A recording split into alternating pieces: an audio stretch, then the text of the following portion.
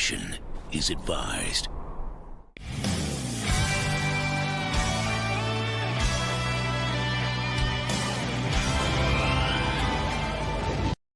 Hello, everyone. Welcome back to Geek It Out. I'm yours truly, the Dice here with the boys, man. Dom, Prime, Desi. How are you guys freaking doing this week, guys? Come on. You first. Me? I'm doing awesome. Desi. I'm doing awesome, man. Thank you for the invite. This is great to be back and talk about this. Obviously, a topic that's near and dear to my heart. So, yeah, this is why I wanted to bring you in because I'm like, yeah, this is. Me and Don were talking about this last week, trying to figure out what can we talk about next week. Because there's a lot of stuff to talk about this week as well. Because a lot of figures are coming out, third parties as well. But I was like, yeah, we could throw something else into the mix. And then Don Prime came up with the display and dioramas. I was like, yeah, let's go for it. Speaking of Don, what's going on, man? Oh yeah. Just as some of you may be aware, others not. I had to go to the emergency room last night, and I'll just tell you this: I was released this morning. Kidney stones are the worst pain you could ever encounter, and I'm saying this as a combat veteran and as a cancer survivor. The worst pain I have ever felt. It didn't literally. It actually felt like I was being stabbed. Yeah. But other than that, I'm heavily medicated on some groovy narcotics. Anybody gets that reference points to you, and we'll just take it from here. But it looks like we got a few folks in. You gave you gave birth. You gave birth yet, Don? I'm gonna my ER doc. She was absolutely awesome. She was like, yeah, I've never had a kidney stone, but I've given birth, and she was basically like, yeah, you pretty much just experienced that. Now the thing is, it's like I'm still dealing with this. It's just like 90% of the possible pain is gone, but yeah.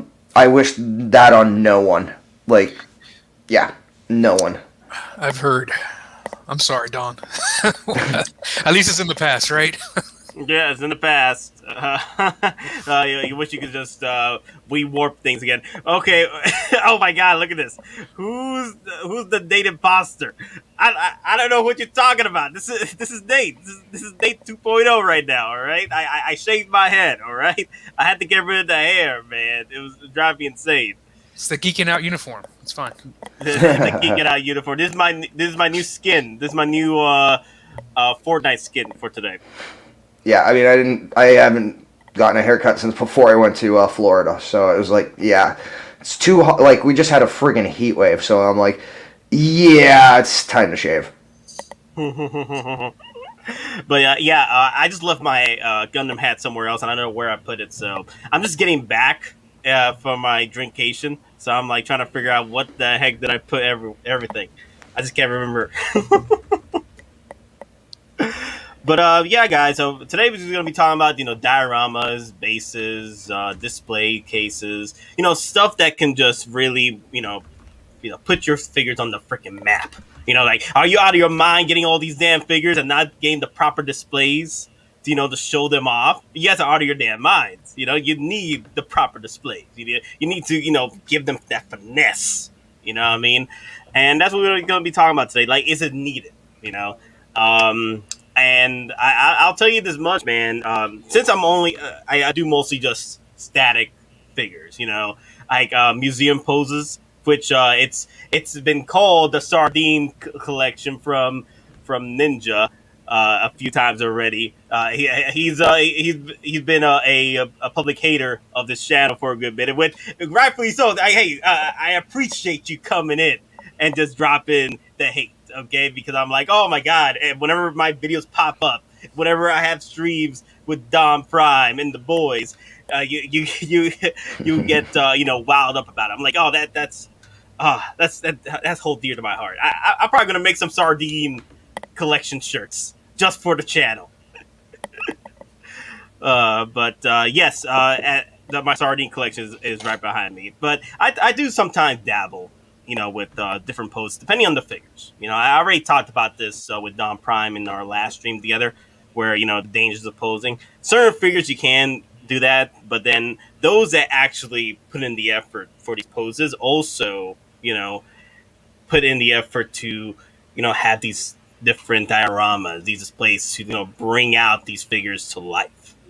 And I definitely want to start things off with Desi here. Desi, tell me, like, is that life freaking real? Like, is that the life of as a what's the word for a veteran collector to show off these figures with diorama pieces or custom pieces that just bring them to life? Yeah, overall, yeah. I mean, and I would say sometimes yes, sometimes no. I mean, if you could just, from the little portion of my display or office that you can see back here, like I don't have a lot of dioramas, and I used to have a lot more, but I sold most of them since I created Metamorphic Customs. People started asking me, "Do you have anything available now?" And I started selling the ones I made for myself. But to answer your question in short, yeah, I think it really adds something, and there's no wrong way to do it.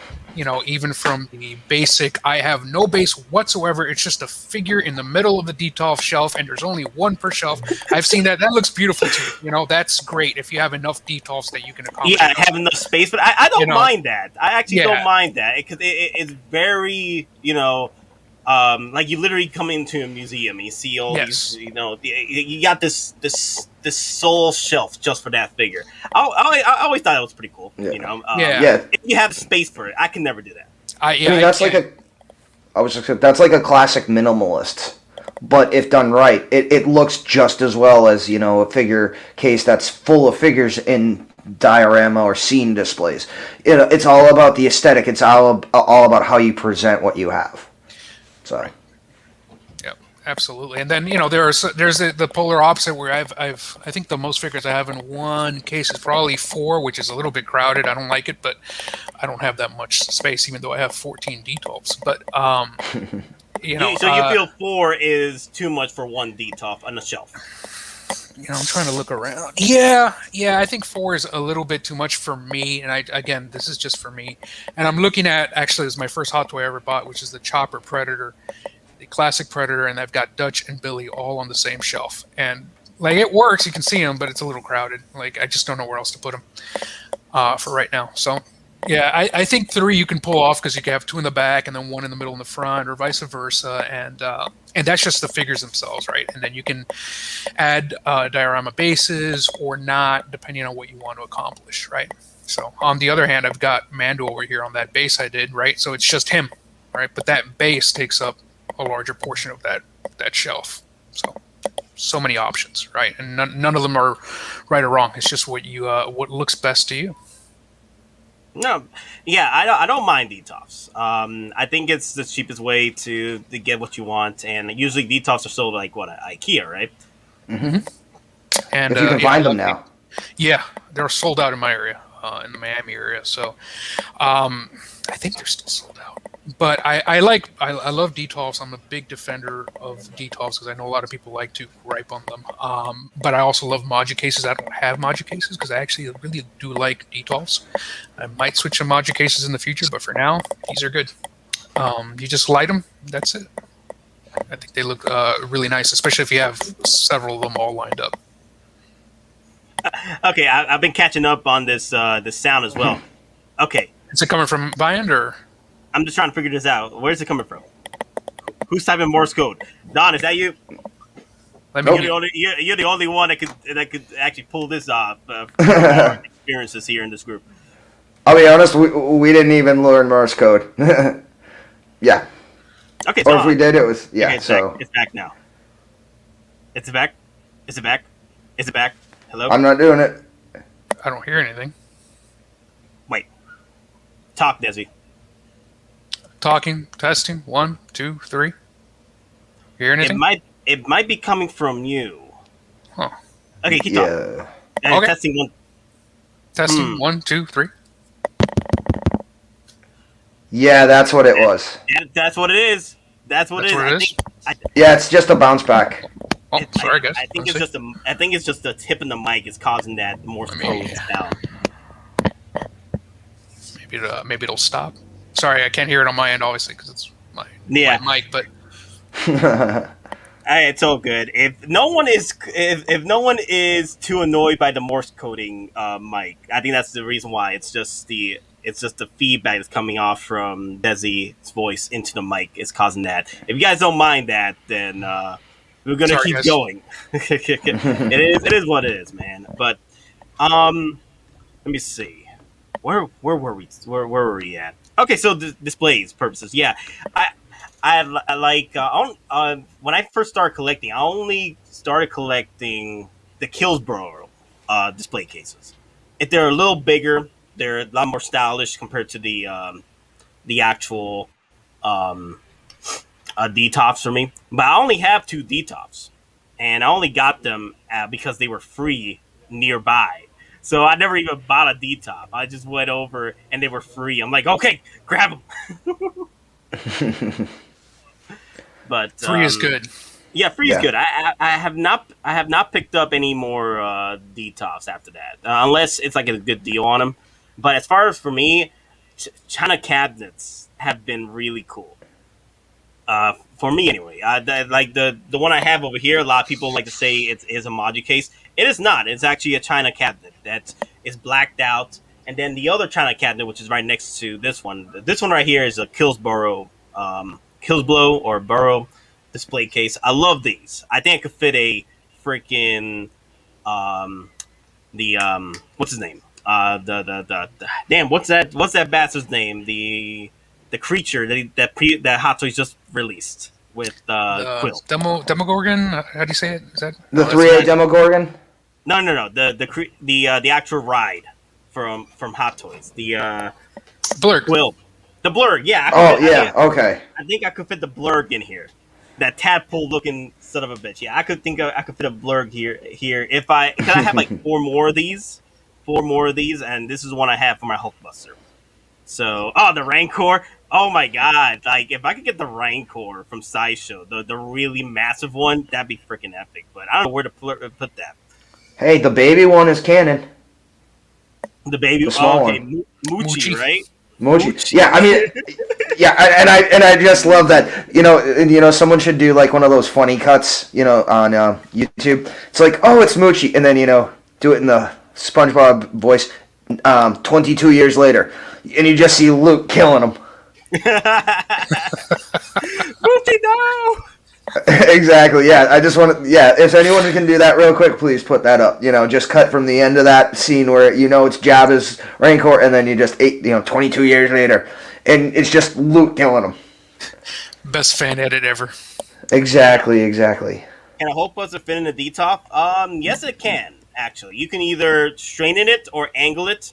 With the angle, you can actually do a bit more articulation with it, but it's a real tight squeeze, though. I just tell you, I say no because you don't have articulation. Your display options are literally putting it at an angle or removing one of the other shelves and putting in like a half shelf. Again, it's your money if you want to put it in there. I don't recommend it because that does not display well, at least in my opinion. In a Modu case, I mean in a D-top, and I'm coming from. I only had the version 2, the Rotocast Hulkbuster Mark II, and that was actually a little wider because it was a statue. The legs were, formed, so that was a little even wider than the Mark 1 or the version 1 of the Hulkbuster. Yeah, I agree with Dawn. I mean, I don't have the Hulkbuster. It's not my thing, but yeah, it's gonna look too cramped. It reminds me of the Devastators and Omega Supremes and in D12s. They're like, Oh yeah. See, just like if you like it, great. Yeah, Oh, see, yeah, that, much more space there, right? So that's good. yeah, and just to let you know, that Omega Supreme makes the Hulkbuster look small. Yeah, Like the first one. No, that So- looks really good though. And those are Modu cases, correct? Yeah. They're the what is it? I've got oh god, I think they're the DF30s. They're the long ones. I have 2 DF30s, and then I have 4 120s, the tall boys. So like that right there, that's 3 Modu cases, 2 longs and 1 tall, and then the one in back is 2 talls, and then I've got my Marvel one, which is 1 tall, and then I just got. I think that's a Besta. I'm not even sure. that's where I put my props and excess figures I make. Comiconcepts, they've been putting out some a lot more module cases now. I remember they used to have like a certain set. Now they got a lot more. It was only the DFs, it almost seems like Comiconcepts went and they're now an official distributor for module case, whereas like Sideshow, they still only have what's called the DF60. So basically like the tall one, but it's only the first half of it. It's only 24 inches tall. But again, now if you only need one and you only put in a couple figures in, it's a little expensive, but again, it's a museum quality display presence, and it's definitely worth your money.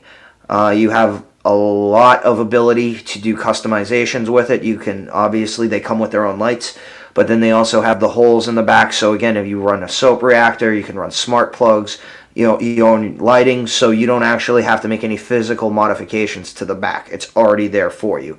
This was made, again, with modular design, thus module case, so you can physically attach multiple units together. Like I have 3 units together, and they're all connected on the inside by T-bars, and then there's actual rails, and there's specific brackets where you connect all of them together.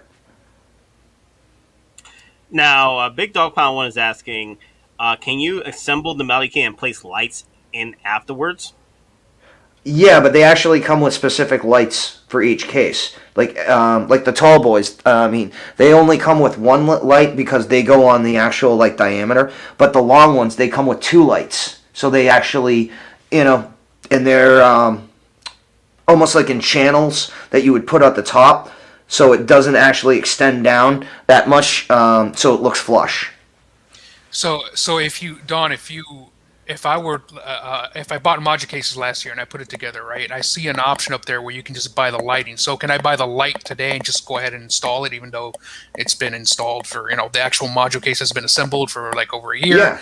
Yeah. Okay. It's simple. It's simple because the way the way they're on the inside too, there are channels. In addition to the rubber wiring that you would put when you put your actual acrylic in to seal it up. There are other channels inside, both on the sides and on the top, so you can run the lighting through those channels. They come with the little clips to put it in. Now, for some of my lights, I just use blue tack. And stick it on there, so there's no hang down from the wires. But it's one of those things. If you set them up, what I did is I set them up initially, so I could easily plug new figures in, run wires. At one point, I had 3 soap reactors on one plug, but I had a Y adapter off the power switch, so I could just keep plugging move the open the top up, get another of the adapter wires, and just plug in, and literally good to go within 3 seconds. Now, if you have not put something like this together, it's not necessarily hard. It's just taking the time and reading directions and understanding what you're doing. Just like the first time you put a DTOF together, it took you a long time, but the 5th time you're done in 15 minutes. Yep. So.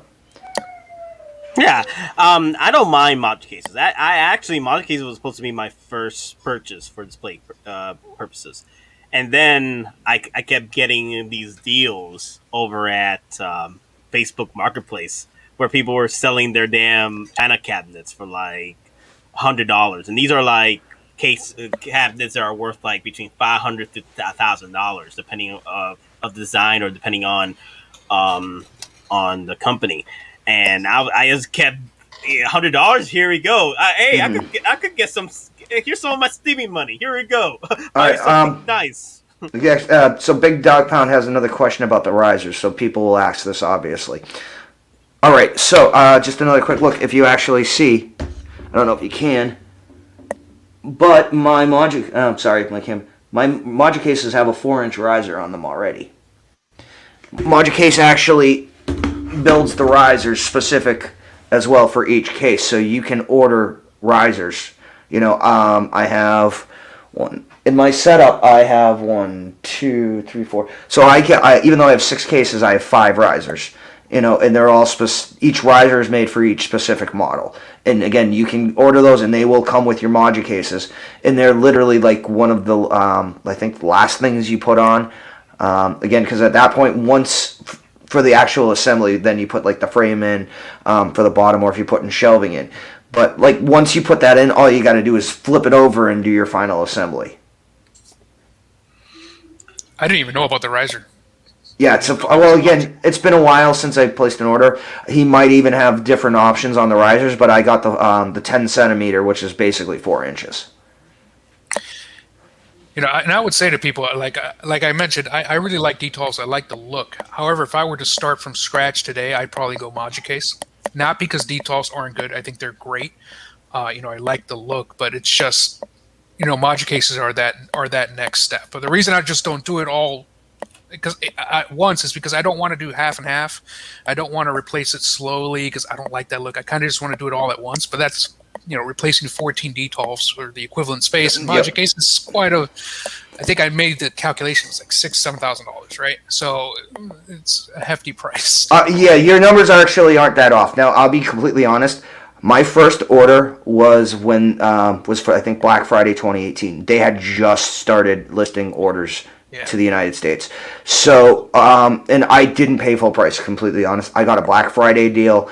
Again, at that point, he was trying to, get his name out there in the U.S. And then when I got them, I literally that day placed a second order. So, but when everything, for me at least, I have, 6 cases, I ordered like 8, 9 shelves. So I actually have a spare shelf with the hardware, and then everything, all options shipped. I think it's like $2,900 to $3,100. But that's everything out the door for 6 of them, and I replaced 9 detolfs. Nice. Yeah, that's the thing though. Like I think that's what a lot of people are. That's the reason why they are foregoing that process or even taking that next step is because $7,000 is a lot of Hot Toys. These are expensive display cases, and they will do the work for you as far as like showing off your collection pretty well. But the one thing that put me off, it wasn't about the price. Like I was like, yeah, you know what, I don't mind paying up this price. What put me off is that it takes a minute to get these made, and I think a lot of people feel that way as well. Like it takes nearly about 6 months to a year. I'll be honest with you. Right now, it's even longer because of supply issues, shipping issues. Yeah, I mean, and again, these aren't mass retail. Like when you order them, they order the parts for your case. Again, it's almost like you go to a furniture company. You're like, I want you to make me, this is the display model, but I want you to make it for me with my options. Again, it's not like you just go and place the order. They are making it specifically for your specifications. Now, here's another thing. They can make you a custom case or custom cases as well. Just because the size isn't listed doesn't mean you contact Brian at Modular Case. Say, this is what I want, and he will do the specs for you and give you a price. So if nothing that's shown on, or suits your style, or you want something specific, contact them. They can design it. They can make it. Now, again, he has also different versions of the Modular Case. I have the DF series. So the only that's the middle series. The only thing higher than that is the Max series, and those are specifically for statues and like quarter scale figures and taller. So those are more expensive. Now they just unveiled the 6 scale series. But those are physically depth wise shorter than the DF series, which is shorter than the Max series. So again, if you're going to look into it, just make sure you're getting what you want. Now, if you get the 6 scale setup, that's great for 6 scale, but you're kind of limited in what else you could put in there because the depth is cut in half. Then if you get the DF series, that's, again, why I kind of did it, rather than getting the Max, is because you can pretty much put anything in there. And they do also sell a strengthening kit. So say you buy the DF series and you don't want to buy the Max because of the sizes. You have the option to buy, reinforcement supports for the interior of the frame where you can literally add another 50 to 70 kilos of holding strength. So you can literally hold statues in the DF series instead of buying the max. Yeah, I mean, as you can tell, when I first bought these, I had long conversations with Brian. I think he's in Singapore. Yeah, so. Yeah, I remember that Black Friday sale. I should have gone in on it at that time, but I'm still happy with my display. But the module cases are amazing. Yeah. Now, big dog pound one. Now, as far as series, no. A max series, they have their own dimensions. They can only be used with a max series. A DF has the same. All the DFs, they have the same general dimensions. Like one is long, like the long one has the same dimensions as the tall one. It's just you invert them. Now, and then just like the 6 scale series, those are physically, the depth on those is about half of the max and the DF. So you can only put those with other 6 scale size cases. So you combine them with the titles of Yeah, exactly. Like this, like my 3 right here. These are all the DF series. It's 2 130s and 1 120. But they're the DF series, so they're all connected. And I will tell you this though. I didn't know that. I thought that you can combine all of them like a freaking Lego box. No, because again, all the series dimensions are different. DF series is different than max, then different than 6 scale. So, now, I will tell you though, and because other people have mentioned they're going to have a wall full of module cases, when they come in. Anything that's at the 3rd level or higher, that needs to be connected into the wall.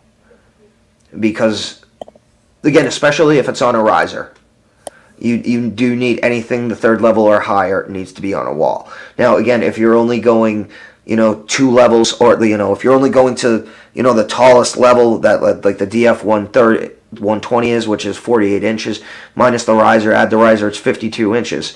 If that's all you're getting, you can actually also get shelves to put on the top of the module cases, which will support statues.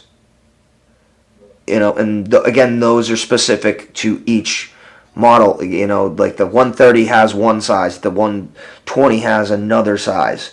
But, I mean, as you can see, hold on, I have the shelf up, and you can see I've got, I got Grogu up, I've got my books up, and then I've got the International Space Station, the Lego, so. And that's not the normal, that's not the normal roof of the module case.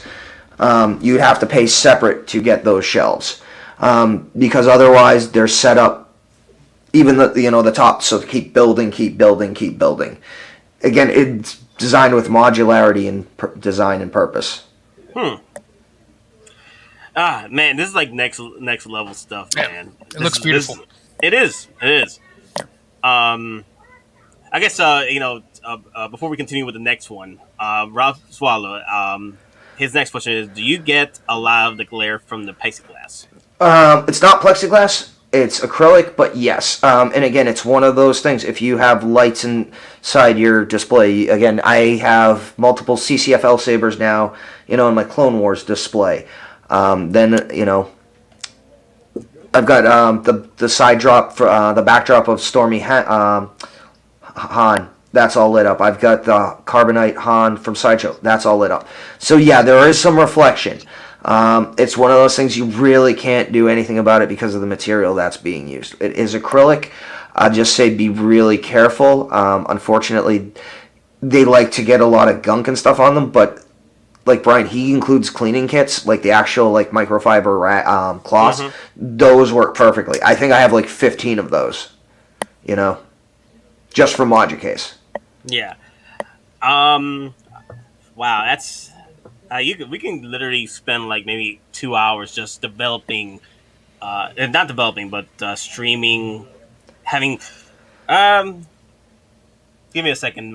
So I had a pet pop up, and the pet just knocked my camera just a tad bit. I think it's fine. Okay, so yeah, we could spend like at least maybe an hour or two just discussing about this different ways of running these module cases, because there's a lot of ways we could just spend the time and just get into the science. I guess it's its own little freaking science when it comes to module cases.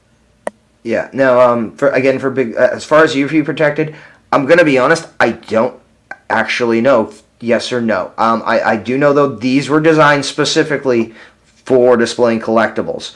So if they are, I would not be surprised. But with that being said, I'm in an office. You can see how like one of my windows right there.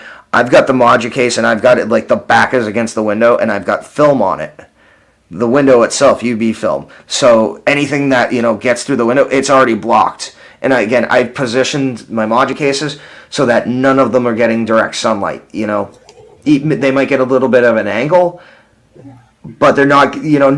Nothing is in direct sunlight, especially the way my in my house where my office is, and just the general position of the sun. My office isn't even getting the sun until like the afternoon or until it's past its highest point. So, I mean, those are also little things you have to think about. Where are you putting your collection? Where is it, relation to direct sunlight? Do you have any covers? There's things in that nature where you just got to figure out where like you said, where's your display area, and then figure out where your blinders at, and make sure no light is like come into like a certain because that's the thing. I've been hearing stories that certain angles of the light start hitting the display case, and you don't even notice it until it's too late. Yeah. No, again, I mean, if you're in my situation, you're in your office or your collection room. Again, the sun doesn't even come out till it's or hit your area till it's past the high point. Sometimes and people might not like me saying this. Sometimes blinds are all you need. Again, sometimes simple is the best option. Now, again, I also live in New Hampshire. Desi, you said you live in Miami. That's one of those things where you actually have to take into account. Like our heat wave up here is probably just another 4-day weekend to you guys. Yeah, pretty much. And I've only got one window in my office here, and it's got blinds, plus it's got a blackout curtain behind it, right? So that's the only window, and it's completely blacked out. And yeah, temperature is, that can, and how to deal with that, that's a whole other topic. Exactly, Hey, since we only got about an hour before we cut things off, I know the thing is, I gotta go to work today, unfortunately. So we can't extend this out longer than 8 o'clock. But if you guys want us to go more in depth with module case and stuff like that, we'll probably do that in our next stream, maybe a bit more segment with that. But at the moment, I really want to talk about some of these diorama pieces. And this one right here is from our boy Desi himself. Desi, will you have the honor to just talk about this beauty of yours, man? Thank you, man. So this is one I just did recently, and you saw Dante over at Man of Hot Collectibles debuting on his channel on Sunday, and it's obviously it is what it is. It's an Imperial entrance. I call it Imperial Rust.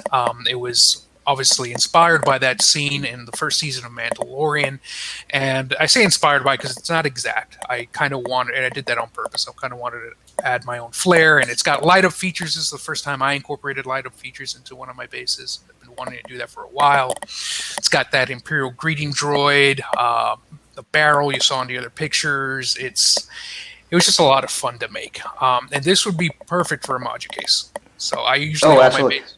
Yeah. Go ahead, Don. Sorry. No. Question. How is this powered? Is this powered by USB? No, it's a plug-in. So AC/DC plug-in. Yeah. All right. Cool. So, I'll probably do that next time. I just didn't think of it, but I could probably just. No. Because this relates to a part of our past discussion. So again, if you went out and you bought a soap reactor, you're looking at a soap reactor. You like this in Desi, he can put a USB port on it. Guess what? You could power this display right off the soap reactor's USB port. And you don't have to worry about adding any other power connections. This would be with a soap reactor and a display like this with USB. It is literally plug and play. Yep. So that's definitely it's probably more than likely something I'll be adding, the option of having a USB powered one, because that makes it so much easier, especially for this that was sized for like a module case, right? Exactly. Because everything is custom, I could size it for a D12, right? Will it look as cool? No, because obviously it's going to look cooler and it's going to look more in scale the larger it is, because a door is supposed to be a certain size, right? When you do a door for a detolf, right, the max you got to get a certain height, right? The figure's it's gonna look at perspective. Yeah, I'm just gonna be honest. As soon as you said, "Oh, the door, the height," I'm going back to my my army shooting days, the mil-dot relation formula. There's actually I don't know if you know. There's an actual formula how you size a person up against the door to range his target. Yeah, exactly. Exactly. Nice. So you know what I'm talking about. It drives. I know that some people they don't mind, right? Like, and I've got a couple of orders actually to for this same base, right? Same diorama base scaled to a detolf, and I mean we can make it happen, but obviously the door's gonna have to be smaller, so there's a little bit of forced perspective there. Can a figure at that height actually clear the door if you could open it? Yeah, but you'd have to kind of duck, right? So even that plays into what we're talking about. That's why I thought it was a great topic: detolf versus mod case, right? So, what paints do you use from Doyle? I guess what paints didn't I use? I use all kinds of paints. So from the cheap paints to the not expensive, but more hobby-related paints. So like stuff you get at either Michael's or Hobby Lobby, the Deco Arts, the Ram Arts, those are some of the basic ones, right? And then you start getting more expensive, right? I have an entire line of Vallejo paints, Citadel paints, you name it. FW inks, I use that a lot. I don't have Archive X yet, but I'll probably be getting that for some studio scale models. But yeah, those are the ones that I've used so far. So Delta Ceram, those are the cheaper ones, and again, Vallejo paints and inks. I'm fortunate enough that there is literally a hobby shop. It is literally a 3-minute walk from my house. They have the Citadel paints. They're top notch. Those Citadel paints, especially for finishing off. Yeah, my workshop area is a mess. I clean it up between projects, but I'm in the middle of one, and it's got paints from all over. Those are just some of the ones off the top of my head. I mean, I've got Tamiya paints. What is it? The Airbrush Badger brand paints too. Their ghost tints are great. So many. So yeah, and I do a lot of washes. There's a lot of washes. That's what the FW inks are for. So you make your own washes. And so all that stuff, that brown streaking, those are all washes. Now, do you coat first and spray paint or just standard paint? I coat first. So most of it is like a texture paint. I always like to give it some texture paint, even if it has no texture. I'm either coating with a Mod Podge or some kind of equivalent to make it nice and hard, or Mod Podge mixed with some kind of sand texture to give that wall texture, right? And I coat that first, and I give that some color, just to have a base. Cool. But then on top of that, I come in with an airbrush with a lot of different inks, right? And I start off that way, and I give different layers. And then after that, I go back in with a brush, and I give, a lot of washes, streaks, and whatnot. Cool. It's a multi-layered process. Yeah, I mean, you definitely can see it. It definitely has that full weather effect. And even like I don't know if that's supposed to be blast marks, but you can even tell there's detailing in the blast marks itself to differentiate, the initial impact versus the burn, then versus the kinetic impact, the kinetic injury to the door. Thank you, Don. That's what I'm trying to go for. So I'm glad it's coming across. And then the rust. The rust is like a pigment, right? Well, because I do the same thing when I. So you know what I'm talking about. So that's awesome. I'm glad it's coming across. Yeah, and then at certain points, you use the paper towel method where you're trying to you're trying to apply a level amount of weathering, but differentiate it at the same time so it doesn't look forced. Yeah, there's so many different ways you can do weathering. It's one of my favorite things to do. And again, the rust I was pointing out. So that's a pigment. So if you run your hands across it, you'll feel it. You'll feel the crumbly rust sections there. And then there's the paint chipping. There's so many ways to do that, from sponge techniques to actual chip-in medium. So many ways you could do it. Lots of fun. Yeah, I mean, and then there's also rub and buff. Yep. Yeah. Here's my question. Here's my quick question about these dioramas, and they're absolutely freaking beautiful, and it does bring life to these characters in your display, and especially since you are actually posing these characters around, kind of like what you did right here. My question is, Like like should the diorama come before the display, or the display come before the diorama? Like when you're trying to plan these like, let's say you try and plan this diorama look. Like for me, like I have a shelf just for Mandalorian, so I should pretty much plan out. If I decide I wanted to have some diorama pieces around that shelf, I need to plan that out pretty much before I get the display ready. Because that's the thing, though. Like that's a lot. That's a lot of things to look at. Like let's say you don't have a DTOF, but you have something a bit more expansive, where you could actually add dioramas. You can literally just create a whole freaking battlefield of these diorama pieces and just add these characters into the mix.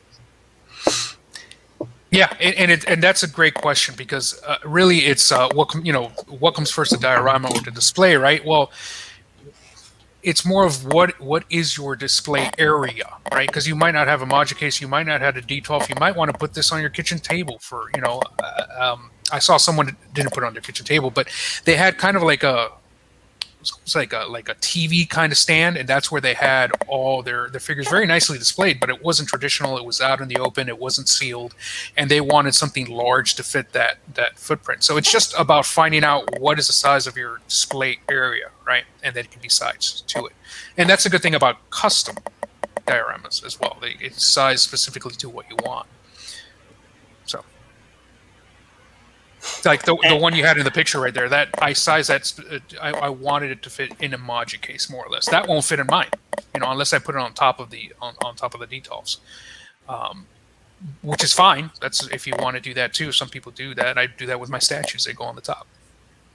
Now, are those Stormy helmets, are those 3D printed?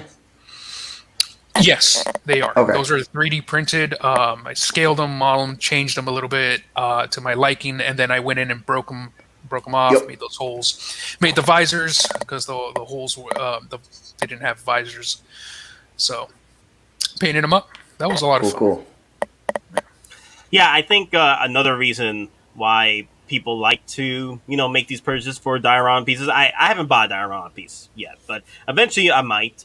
Maybe if I want to spaz up my, flash up my EndGame display when it's finally complete. Maybe I want to throw in some diorama pieces in there to create that battlefield look to it. The thing is, like, a lot of these characters we buy or figures are based off, what we've seen from the films or the moments that made us want to buy these figures.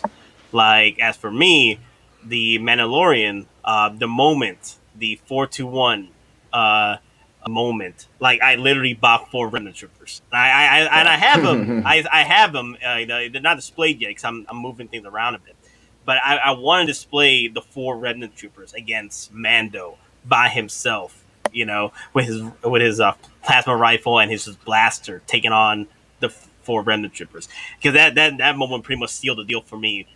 Come back to Star Wars. That thing was just freaking beautiful. I can definitely understand that. That was an awesome scene. I mean, most of that show was an awesome scene, right? I just love that's what I love to do. I love, when the clients come to me and they say, "Look, I have this in mind. I more or less want this. What are my thoughts?" And I said, "Okay, well, we can do this or we can do that." And we go back and forth and we decide on a project, right? Just pretty much what you imagine. It's a commission, right? So that's what I love to do, and that's the fun part of having something custom, right? Besides just the size, right? But it's also the idea of what you want behind it.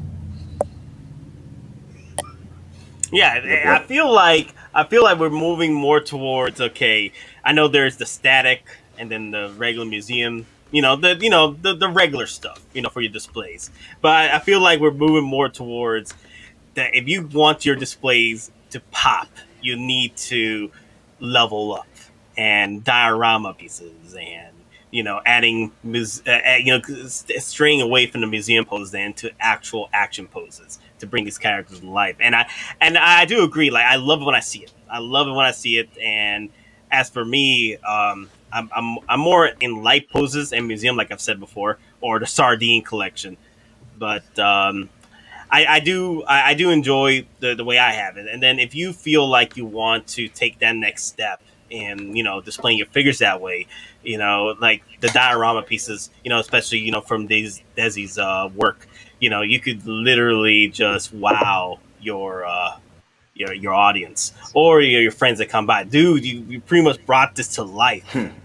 Yeah, and if you look in the back, most of my stuff is museum poses. That's just what I like. There's very few figures. In fact, the only one that's off camera here, which is Darth Maul, the DX 16, 17. That one, he's kind of dynamic. Not too much, but all the other ones are museum poses. I'm very picky about how the figures look. I'm ever since 2007 when I started collecting them. I'm all about the Hot Toys mission statement, which is to put out the most realistic looking figure they can. And to me, just personally, like the museum pose is what makes it look the most realistic in most cases. Now, obviously, it's very subjective, but that's why I have mine in museum poses. So whether or not they have a diorama base behind them, like that's what I like to pose. And then when you incorporate that diorama base, like I just think it looks that much better. I think the least museum pose I have is probably Mando, and he's pretty static, but he's just kind of like down a little bit. But so for the one you just saw, 400.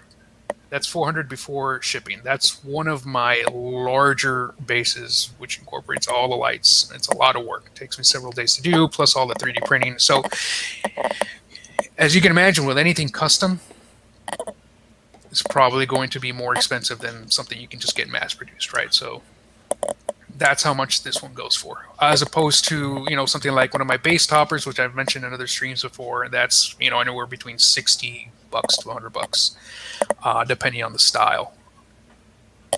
I feel that this is also another thing, how I know how we always just brag about Hot Toys, they cut up on Hot Toys. That's the proper phrasing. That, they never do any more diorama pieces or bases anymore. They're always borrowing from the last figure or something like that. They don't do anything new anymore or innovative with their bases.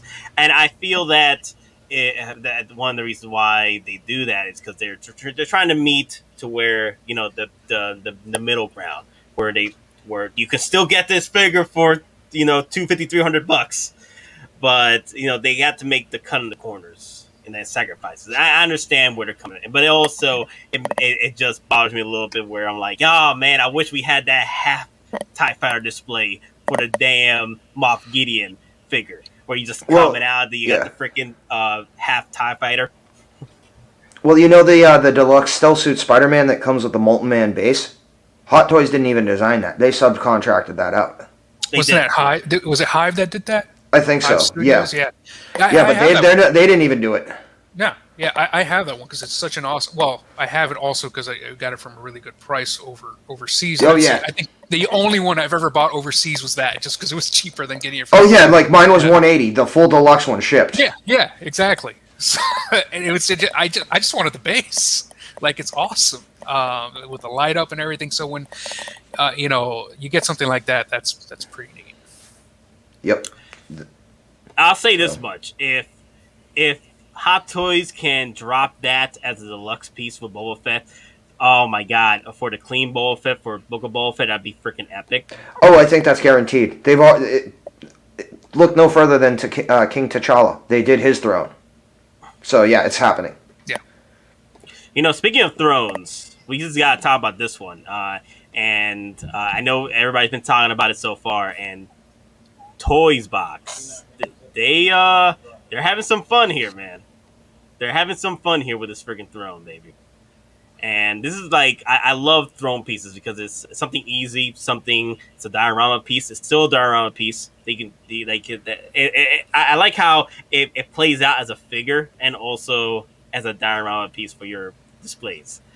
And you can do a lot with it, especially, having your characters. Kind of like what they did with the, what was that one? What was that? The Emperor's Throne from the deluxe edition. That's one of my favorite pieces throne pieces from Hot Toys. And this is an awesome piece here, because I'm thinking like in the kind of the toy company product development mindset, right? And this is awesome because it's just basically one color, which is great, right? And then you've got some airbrushing. and maybe some washes in between, to get inside the cracks. It's pretty easy to produce. There's not a lot of decorations, but the point is it looks great, and they can mass produce this, and you can get this for, I think it's pretty affordable for what it is, and it's pretty heavy, so it's probably cast in resin. I would assume. I don't have it, but it's fairly simple, but it looks great in your display. So it was a great idea to produce this. Yeah, I'm really enjoying it. The only thing I've been hearing, I want to hear your thoughts about it, Desi. What I've been hearing is there's some collectors that are receiving this, or I think they've already got this already. I've been seeing posts already about it, and you got to be careful with this particular paint because it is staining. It can stain your figures if you have them placed on it.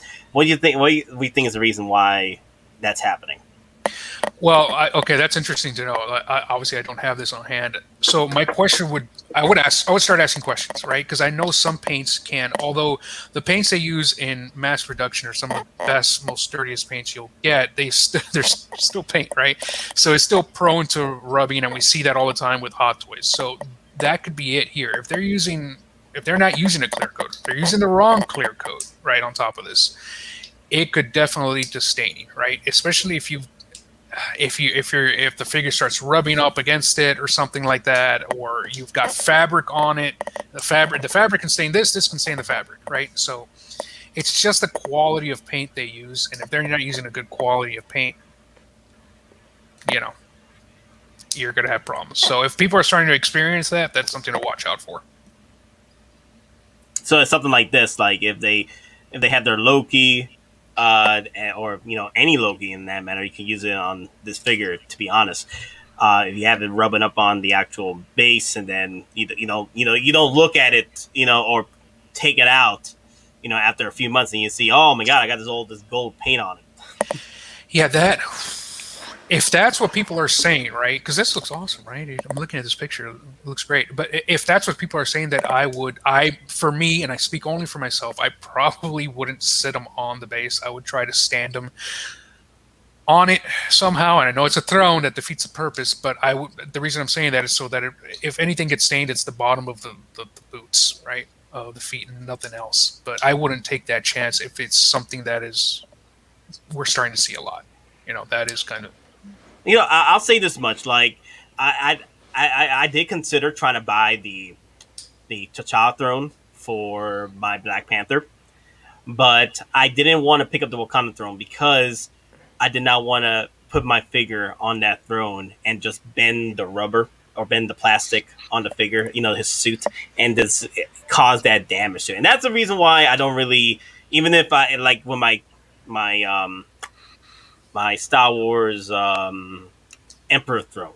Like, I don't put my Emperor sitting on it because I don't want to put too much pressure on any of the joints or anything for a long period of time. But I do use it, for photography purposes. And I think that's fine. Either you're doing it for photography purposes or you're doing a display it for one night and stuff like that. I think that'd be fine. But as far as like leaving it on the throne for long periods and you're not paying attention to it, that's the thing though. Like, you can't just leave your figures all alone because one day you just come back seeing like there's a damage to it. Like, what happened here? Well, because you spent months away from that figure and that particular setup, you're not paying attention to it. Yeah, and what 808 Michigan Jedi, you're right. You can just add some kind of clear coat to it yourself to this throne, right? Just if you're going to do that, just make sure, and this might be common sense, but I'll repeat it because I've seen this happen. Just make sure you let it dry. Like a couple of days. If it says wait 24 hours to dry, well then wait 48 hours. Just make sure it dries. And if you're using a clear coat, if it's satin or glossy, those usually tend to be a little bit more tacky even when they're dry. Think about the surface feeling on a car. That's glossy. So just keep that in mind. A figure, in other words, what I'm saying is if you have something up against it, it might stick. So try to go with matte. Is my opinion here, but matte is a certain look too, so just be careful. That is a good option, but be careful when you're doing that. Donna, what's your take on? Yeah, exactly it. Yeah, the only thing I would say is, if you're gonna do that, take that clear coat you're going to use and test it like on the back of the throne first to see if it will even work or if it's literally going to crack the paint and destroy the throne. Test it on a small innocuous area to see if it works, because if it doesn't and at least you tested, you're going to save the throne. Even do it on the bottom if it's painted, or if not, just like on the corner in the back. Save yourself a potential headache of having to, you do that wrong, you're going to destroy the throne. Yep. Don, you're right, and first of all, listen to Don because he's right, and do it. Follow the directions. I'm assuming you're doing it from a spray can, right? A Rhino can. Follow the directions. If it says keep 12 inches away, keep 12 inches away, and do it slowly in layers, right? Very thin layers. Yeah, test the bottom first because the type of the paint not go with the paint on it and peel or crumble. Oh, yeah. Yeah, there's a lot of different things that go in this place, and Yep. or test it on that. I'm not gonna test it on me. Get out of here, Gabe. But let me see what else can we look at. Yes, here we go. Dynamic stands. Toy Wonderland. They had a whole bunch of toy box stuff, and then we were looking at other stands and other display purposes. And I know a lot of people aren't fond of the damn Neon Tech figures, but once you get I feel that Hot Toys they should have thrown this in. They should have thrown this in with the figures. Have that nice those display purposes for your Neon Techs. I think that would have sold it a lot better. But here with Toy Box, the way they have these just shine out, it just really just freaking blows you away with the lighting, because the thing is that's what these figures are designed to do. If you have the proper lighting, it just really just it just pops for your display. Exactly. Yeah. And these things probably. Oh, sorry. No, go ahead, Don. Go ahead. I was gonna say because when the Black Panther version you got from Hot Toys that actually had a similar setup, those were cardboard. The actual housings were cardboard. These are legitimate stands, made by a third party company.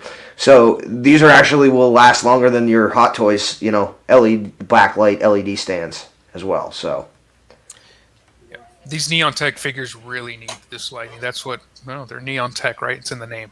It really needs this, in my opinion. I had the first one, and it's one of the ones that I actually got rid of because. Hey, you got rid of yours? Yeah, I that's somebody asked me the question the other day. I think it was Will. He's usually in the comments. I don't know if he's here, but he asked me, "Did I ever purchase a Hot Toys I regret it?" And I said no, and then I remember I got the Neon Tech, and that was one of those. As soon as I was excited, I got it open. I opened the box. Nope, put it back in, and I put it on eBay. I don't think I even. I'll be honest. I won the 2.0 version from Sideshow. I had that for 2 weeks, and then I'm like, nope, I'm just selling it. Yeah, and it's not that it's bad. It's good. It just doesn't fit by itself. And I love the Tron aesthetic, so I was like, oh, this is for me. But when I got it, it's like, no, it needs to have that light on it for it to have that effect. Again, just my opinion, but exactly. Yeah. Wow, Toy Box does a lot more stuff too. Look at this, the armor, here's the thing, this is what I'm loving about what Toy Box is doing, and also the fact that other dioramas in general, and then these diorama stands, these dynamic stands meets diorama pieces. I'm loving this because this is just some simple stuff that can just pop your display, and it just brings life to it. Yeah, I really do like that. Yes. These are some great options. We haven't had a lot of diorama options in the 1/6 scale world. We have some, but this is nice to see that they're doing this, giving us this option. Yeah. And somebody asked. Sorry. Sorry. No, go ahead, Don.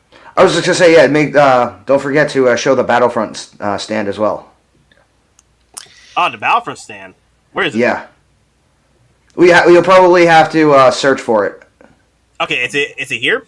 Is it? Yeah. Toys Wonderland? Okay. Yeah. Speaking of this segue too, somebody asked 6 scale collectors. Anybody picking up the Jazz Inc. Snowspeeder? Yeah, I have it on order. That'll be my second purchase with Jazz Inc. Although I haven't received the first yet, which is the Ray's Speeder. So we'll see. I'm excited about that. I plan on doing a diorama base for that. Yeah, just try that.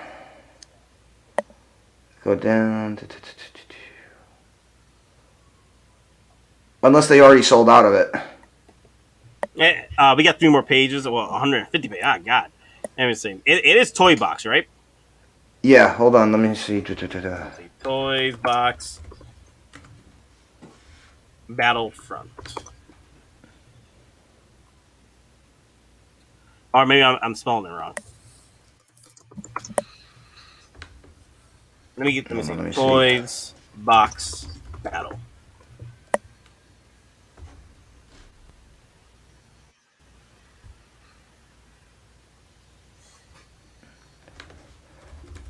Yeah, if you find it, just share it. Then I'll link it. Yeah, I'm looking for it. Now, because I know, like, yeah, go ahead. I was gonna say because Justin actually, he previewed it. Yeah. Well, yeah, it's basically a 1/12 scale snow speeder, but it's for 1/6 scale, so it's a perspective look. Oh wow, 1/12. Well, though the snow speeder itself is 1/12. That's in the base. It is physically molded into the base. Wow, very interesting. Very, very interesting. Yeah, just send it to me when you get a chance. I would definitely like to show it off. But now doesn't Hot Toys do their own hull armor?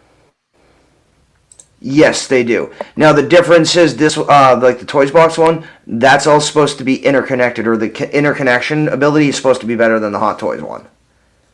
So, like supposedly you have one of these and one power cord, you're supposed to be able to light up all like 7 of them. Whereas like the Hot Toys one, all of them had to be powered by batteries. But yeah, there's no way 103 USD. Is it for this whole set? Like Hot Toys, they're dropping like what, $800 for the whole set?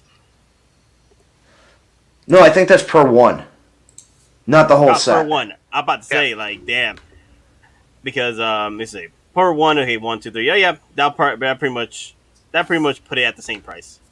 That pretty much put it at the same price as the Hot Toys one. I think the Hot Toys just put up another pre-order of these as well. Like, just the 7 set. All right, hold on. I'm pulling up the... Nate, I sent you the link for the Battlefront base and the StreamYard. Oh, you already did? Okay, yep. Cool. Let me check that out. Yep, so just as I pull it up, too. All right, let me pull that up real quick, and then I'll share that one. Yeah, it's called the 1/6 scale Star Wars base station.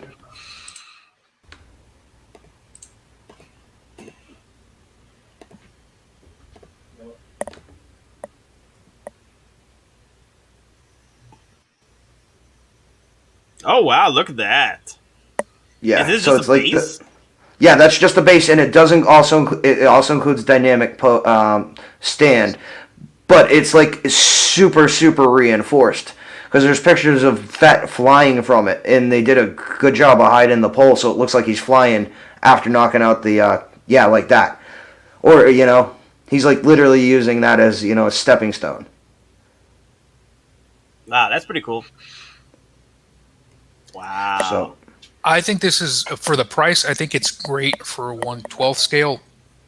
But again, me, I mentioned I'm a very picky guy, so it drives me crazy, like the scale differences. Because I know Justin was saying, hey, it's forced perspective, and it's like, that's not forced perspective. Forced perspective is like a camera trick, right? So when it's there in person, for me, it'd be like, it's driving me crazy. But I mean, it's a great base for the price. That's for sure. Yeah, absolutely.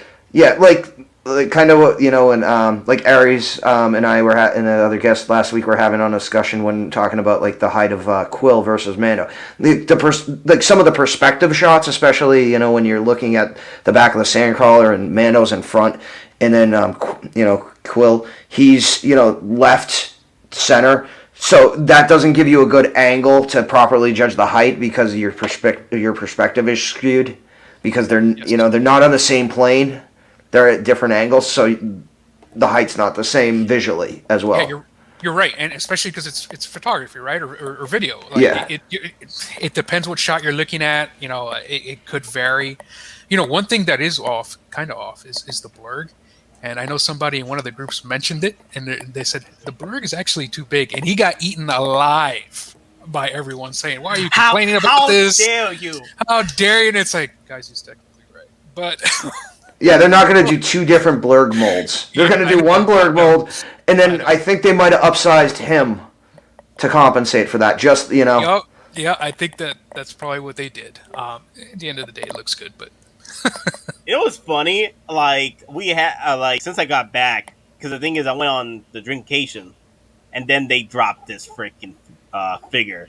I haven't done like a do or not or anything. It's already past that, but we can just talk about this for the next few minutes. Just talk about because it literally, to be honest, this blurg it by itself is a diorama piece. Mhm. Not gonna lie, just this figure alone is a diorama piece. Like you literally can just have it in the back of your, if you got the space for it, have it in the back and having the back in front of your, and then you have in the forefront your Mando and Quill. Yeah, I love it. Like I know people are cutting up on it, especially how big it is. I love it, and especially the fact that Quill is finally getting released, or finally pre-order release. yeah, it's a really cool piece. I don't think I have the space for it. I would definitely have to put it on top of a DTOL for right now, and I don't. I think this is one of those. I'm gonna have to make a call to say no, but not because I don't like it. I mean, it's awesome. I mean, it's a diorama piece in itself, right? It's a play set. For being a kid, it's one of the play sets. It's the adult version of the Kenner playset. Yeah. No, it looks amazing. The only issue I have with the figure right now is the articulated jaw. That's my only issue with it, because we already know what happened with the articulated jaw with the Grogu. Got the what would you like to call it, Don? The Mexican necktie. The Mexican necktie for Grogu. That's probably wrong too, but that's what I just call it. No, I like that one though. Desi, Hazard Blue. Pretty much. I just received my base trooper from you today. The same one that Easy Company got. It looks awesome. We'll buy again. Bases bring more life to the figures, and sometimes they are a must.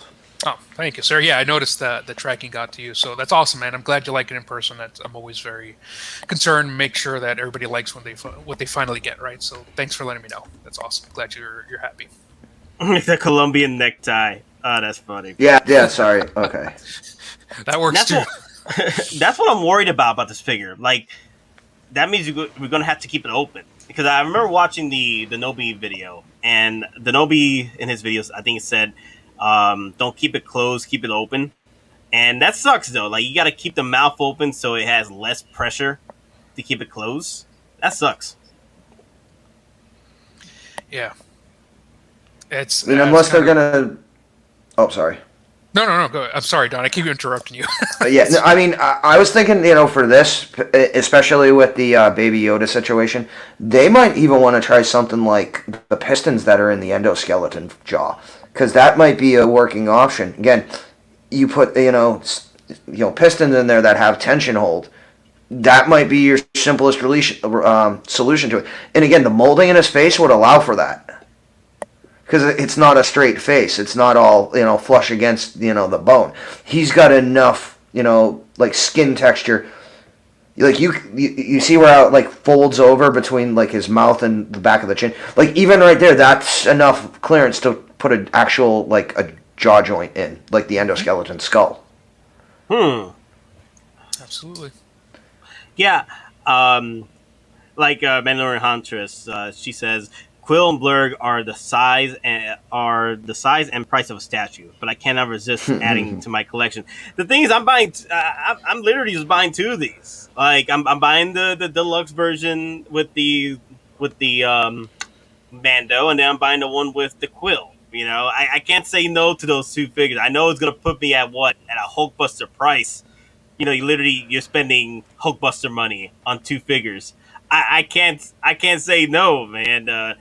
As those blur, it's the vehicles, man. It's these are vehicle characters or vehicle Exactly. creatures that vehicular creatures that Hot Toys are creating, and they don't put these out as often. That's what some people don't understand. They don't put these out as often. So if you miss out, it's gone. Yeah. I mean, I'll be honest, I'm going to pass on the blurgs themselves. Now, Quill, I'm probably going to just use whatever, points and coupons I have. Because, again, like I said, I got a big boy coming on Friday. Again, depending on how I feel, might do a video on that. We might save it for Saturday, but a little preview. Yeah, it's a quarter scale, I'll just tell you that. But, yeah, I'll definitely looking at him as a single, but I'm not going to... It's like the blurg. It's a display piece. It's a diorama piece. That's not what I'm going for. But again, if I already am getting the Grogu set, I've already got IG-11 waiting to ship for me from some boat, some universe. It's almost like you kind of have to have them.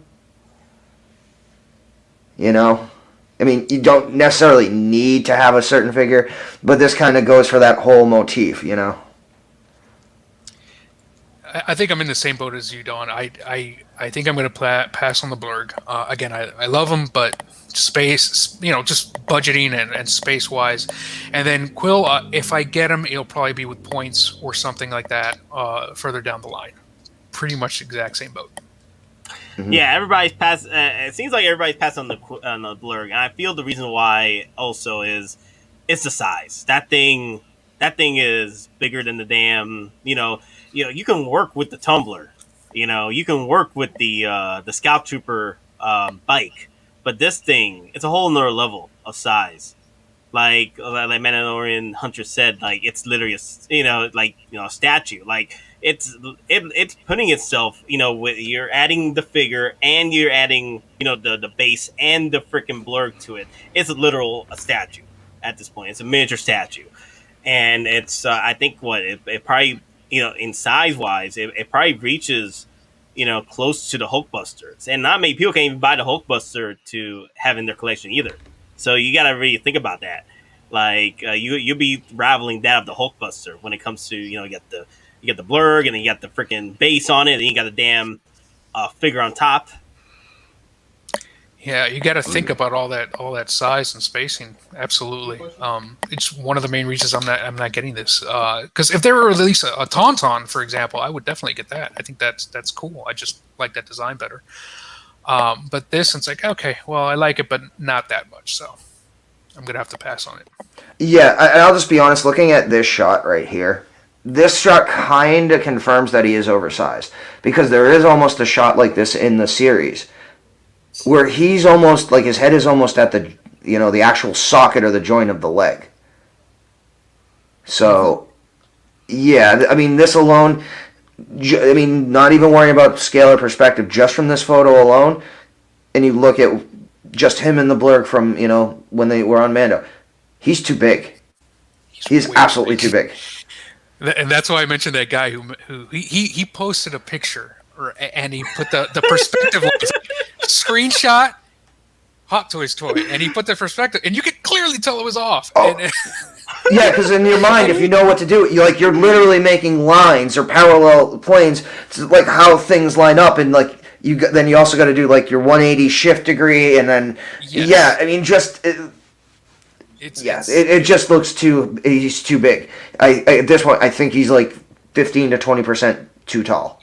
Yeah. And guys in the groups and the comments, it's okay to complain a little bit if they get it off, right? If a Black Series blur came out and the size was off, that's fine. Ever since you were a kid, like everything was scaled off. It's a toy, but when you're talking about a Hot Toys item, especially their mission statement, they're trying to make everything as accurate as possible as realistic as possible, right? Those two things. Then yeah, it's okay to say, hey, this looks great, but the size is off, guys.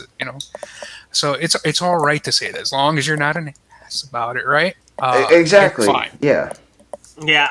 I think that's a whole another topic for another stream Yeah. or video at that point. But I do agree. Like we could literally spend hours just talking about like when does the mission statement work for Hot Toys? You know what I mean? Because there's been moments where last year we had the whole Ant-Man and then the Tony stink. Tony stink. Oh yes, but I'm just saying it's fine. It's fine. I don't have no problems with it. I'm getting both of them. But Michigan Jedi, he does have a point though. Stock of unsold blurs will sit for a while. I feel depending on the pre-orders, the blurgs will probably be another or this set this whole entire set. I know Quill's probably going to be up there because everybody was asking for Quill. So he's probably not gonna. He's probably gonna be, brought up about a few more. But the thing is, with the pre-orders, I can tell that the blurs are pretty low. So it could be another heavy Mando with the blurs because nobody is putting the effort to get these figures because of the size or is the price. Yeah, you're right. You're right. Or here's a funny thing: if they make a certain number of blurs. They don't sell. I could even see them potentially, doing exclusive versions, or, they'll find a way to use stock, or if they're anticipating, X number for the Mando blurg, and then a Y number for the Quillberg, and the Y number for Quill doesn't match. Guess what? We'll just make a few more OG Mandos and throw them on there. So either way, there's at least a little bit of flexibility and adaptability with these two. And if it was just the blurg with just Quill, you're kind of limiting yourself. But the fact you can do essentially two different versions, and if you've already made the blurg, Quill's not something people want the OG Mando. And again, if you want it again, or you want the opportunity to buy it for the first time, you got to buy this version. So business wise, it's both a pro and a con that they did this. So. Yeah. Mandalorian Huntress said his comment a little while ago. I want Hot Toys to make more Star Wars creatures. Must support the blurg. That's the thing, though. Like, I am glad that we're seeing a lot more creatures, especially the vehicular creatures. Because, like Desi said, like if they ever come out with a Tauntaun, I would love to get that. Just to go with your, make believe Bespin Han or I want a Wampa. Or oh my god, a Wampa! Oh yeah. My god, that'd be hilarious. And like we were talking before, his display base needs to be the deleted Empire Strikes Back scene with the sticker that says "Warning: Do not enter." That CPO as he's leaving takes off, and then a snowtrooper goes to investigate, and the Wampa literally pulls him in and eats him. And then the other snowtroopers are like, "Nope, just going the other way." Such a great scene. It should have been left in. Like I said, I wouldn't mind these creatures, but also there is other characters that Hot Toys needs to get on the ball with. Like you need to complete the 40th anniversary line for Empire Strikes Back. We still haven't seen Han. We still haven't seen Bespin Luke. There's other like I'm okay with the build up with Mandalorian, but I'm also kind of like, damn it, we're not getting any of the Empires, are we? But then I'm like excited with what we're getting with the Mandalorian. So I'm like, what can you do here? What can you do? But I'll tell you this much: I wouldn't mind a freaking Rancor from Hot Toys if they ever did one. You think? Yeah, you talk about scale difference. Jesus, that's like 2 times the size of a Hulk body. It's basically the statue Sideshow release, right? I think that was more or less 6 scale. Well, there's 2 now. They have the full size version. Yeah. They have like essentially the baby version that Wrecker fought, Moochie. Yeah. the full size, and they compete with Regal Robot size. So, yep. But yeah, I think the full size was 1/6 scale or close to it. So that was nice. But if Hot Toys wants to do it, hey. But hey, at the end of the day, though, like Desi, you gotta be like banking on these displays because Hot Toys keeps putting out these Hot Toy figures, right? So you get more, especially the Mandalorians and the Clone Wars, and people are probably coming over to you like, hey, can I get this so and so display for this so and so figure, which is Mandalorian Clone Wars, Yeah, I definitely wouldn't say banking because of the amount of time. So I've got plenty of commissions now, almost all the way, scheduling myself all the way through October. So it's a lot, but that's not necessarily because I have so many orders. It's just because I give every single order an approximate amount of time, because this is kind of like a side job for me, right? I've got my full-time job. This is a side job that I do at nights and during the weekend. So I have to make sure I have enough time to make every single order. So I pride myself on that. And if I give you a date and I give you a certain amount of time, that's when it's going to get done. And I stick by that and been able to do that so far. So that's why I'm kind of like booked until October, because I give every single project a certain amount of time. Make sure I get it done. Okay. Yeah. Well, that's good. Just remember. Yeah, just remember. Cheap isn't good, and good isn't cheap. Exactly. Yeah. What was it? You can have two from the following. Pick two, but you can only pick two: speed, quality, and cheap. You can pick two. Like, somebody told me that once, and I was like, yeah, that's kind of true. So, yeah. Biscuit Jedi's like, I'll fly to Florida to give you an extra hand. It's a small workshop, but I could use all the help. But that's pretty cool. Like, I'm like I said, like I'm excited with what Hottoys is doing with these figures. And the fact that, like when more of these figures coming out, more ideas for diorama pieces, because they're based, you like to base your dioramas with the figures that are coming out. And then, kind of like, what the toy box came out with the damn, throne, the Loki throne. I could see so many people just picking up the freaking Loki figure, right? The 2.0 version that came out with Avengers EndGame, and just have that with that throne. You could actually pull that off. That figure, because the look that Loki had in Thor: Dark World is the same look. It's just not as dirty, but like there is an opportunity there. Mm-hmm. Yep. There's so many ideas and concepts that anybody can incorporate, whether it be companies or custom diorama makers like myself. There's sky's the limit, right? Yeah. Now, my question is, like, if someone came to you to commission the throne for Boba Fett, from the end of Mandalorian, like, how long would that baby take? Well, at this point, I'd probably have to do a little bit of R&D, because some of it would probably need to be 3D printed, especially the fine detail letters. I know there's like letters in the back of the throne, so some of that's going to have to be like 3D printed. So it would take some time to do some R&D, and then I'd potentially be competing with Hottoys if they do release that. I mean, I've got no inside information, but it's likely they would. But to answer your question, it would take some time. I mean, I'm already booked into October with commissions, so I would have to find some time between that time to do just R&D and get some 3D printing assets to do that throne. So it'll take some time. Okay. No, that's good to know. And so everyone will be able to find you on Instagram and on Facebook? Yep. I don't know if you get the links, but if not, you can literally Google it, Metamorphic Customs, and it'll come up. Yeah, Metamorphic Customs.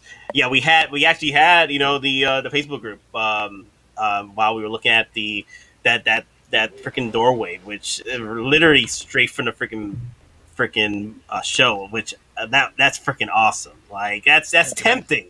That is tempting to commission for. Like, dude, Desi, can you do this for me? Because I like literally Mandalorian saved Star Wars for me. So that's the reason why I'm not too mad with all this Mandalorian merch from Hottoys, because like this is the show that got me back into Star Wars collecting again. Yeah, and somebody asked that the doorway that I made, the actual door is made from scratch. It was not 3D printed. I had somebody ask that. The things that were 3D printed were the barrel, the droid, and the stormtrooper helmets. Those were 3D printed after a lot of modification on the computer. But yeah. All right, guys. We're 5 minutes till we end the stream. I know I would love to extend this out for a bit more, so we can talk about a lot more display purposes and all that. And I know there was those who were asking how to dust proof your detox. If you go to Peter Ton's channel, he did do a tutorial on how to dust proof your detox. I haven't done it yet. I do plan to in the future because I do have 2 detox that I might want to dust proof, but I'm just using them as placeholders for figures when I move the space around, which I'm looking to do, uh, in a little while because everybody's asking for a freaking hot toy display tour, and I still haven't moved my figures around yet. Yeah, I mean, I'll just comment real quick on, like, if you want literally the dollar store way to dust proof your detox, go to the dollar store and look for weather stripping. Yep. You know, not for the thin vinyl. You want like the brush type that is tall enough to go past the door. You buy enough and you weather strip. You put down the weather stripping on the insides of the glass and on the insides on the wood where the door would fall in. Seriously, $1 or $2. Buy the brush weather stripping and you can do a detox. You might be able to do your whole collection for $5 or $6. Yep. So I actually bought it in bulk, but that might be a cheaper option if you go to the dollar store. The dollar store here didn't have it, but I bought it in bulk off Amazon, and I did all 14 detox all at once with that pile of weather stripping, which is the brush weather stripping. Works awesome. Yep, and again, you don't have to. You can go as easy and cheap as you want, or you can get as involved as you want. Because I know some people with detox, they'll also go to Home Depot. They'll buy actual channeling. They'll paint it to match the inside of the detox, and they'll run the wiring through that channel, so that is hidden as well. Yeah, that's another thing I wanted to bring up. If you guys really want to put in the work to bring your displays to life. It just depends how much money and time you're going to put into it. Because it's not like in one day get it done. Just like you spend the time to learn about your figures, display them, it's the same thing with these display cases. Or which display you want to use, or what's your setup. As for me, I'm just museum guy starting collection. So light posing. And I really don't go out there to get any module cases or detox. The most I would do is probably get a display, the counter display cases, which are pretty cool. That's where I have my Avengers set up right now. But I usually just stay on Facebook Marketplace, just hunting for China cabinets. Just hunting China cabinets and finding the right price, which is like $100, $200 for a China cabinet. And that's the one I have right here. It was about like $200. And I added the lights and everything. And then I have another one over here, which still needs more figures in there. It's their coven. So it's going to be a lot of fun. I can't wait to get the Hot Toy room tour when it's done. But like I said, it's all about putting your time and effort into it and then learning what works for you. Exactly. I mean, you get out of it what you put into it. Yep. Absolutely. And it's one of those things, like they said, half this key to success in life is just showing up. And it's like the same thing. You don't have to spend hours and hours and hundreds of thousands of dollars on supplies, parts. Again, you have an idea or you want to modify something. Like I said, go to the dollar store. You get the weather stripping. You want to create, lights and stuff. You can go and buy those dollar store lights, and you can hack them. You can use those for whatever project requires an LED. Again, for a survival tip, just because it's expensive doesn't mean it's the best or it's what you need. Again, if you're going to be getting something just to modify it or, to screw around with it, see if something works in a proof of concepts, the dollar store is your best friend. Because when you buy something from the dollar store, it really doesn't matter if you screw up. Because it's only going to cost $1 to get it again and try. So, like, are you out of your minds? Module cases? Yes, I am out of my mind. Okay, I don't want to spend a couple $1,000 on module cases. I just gonna be in my Facebook Marketplace, just looking for China cabinets. Okay, all right. I'm not at that level yet. All right, I still want to spend my thousands of dollars on Hot Toys versus display cases at this point. All right. I'll just say this. Yeah. I'll just say this. Once you reach a certain, and it's not necessarily about the collection number, but it's more about the collection value and what's in your collection. I mean, and again, I've heard this. I kind of tend to agree with it. Again, if you have a legitimate collection, and and the end part is getting the final displays, realistically, 5 to 10% of what your collection costs should be invested into what you display in. 5 to 10%. Again, my Modular cases, altogether was about, call it $3,000. So that gives you a detail of what just my Hot Toys are worth, So, Absolutely correct. Yep. But anyway, guys, thank you all for joining us on this Wednesday. This hot Wednesday. It's hot here. It's hot here in Georgia. It finally stopped being hot here. Hey, bring that over. Bring that back. We also had thunderstorms, not cool ones. So, at least Desi got that island like breeze or beach breeze over Florida. Sometimes. Sometimes it's just hot. But I'm not complaining. Hey, I'm not snowed in during the winter, so hey. Only if the cabinets match. Having mixed match displays is a eyesore. It just depends on what works for you. If you're ADD about it, then of course, it would bother anybody. If they're like, oh, okay, it's not matching correctly, I need to get something else. But so far, I've been lucky with matching colors or keeping it clear and stuff like that. So I haven't had too much of issues with my display.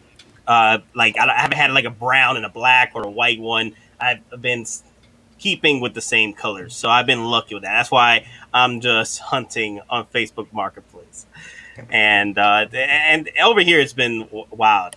Oh my God, Denobi too, dude. We're ending this stream now, but our Modular kids are slippery slope. The only con is the price. But dang, once you go Modular cases, it's hard to go back. It's true. And that is 1,000% correct.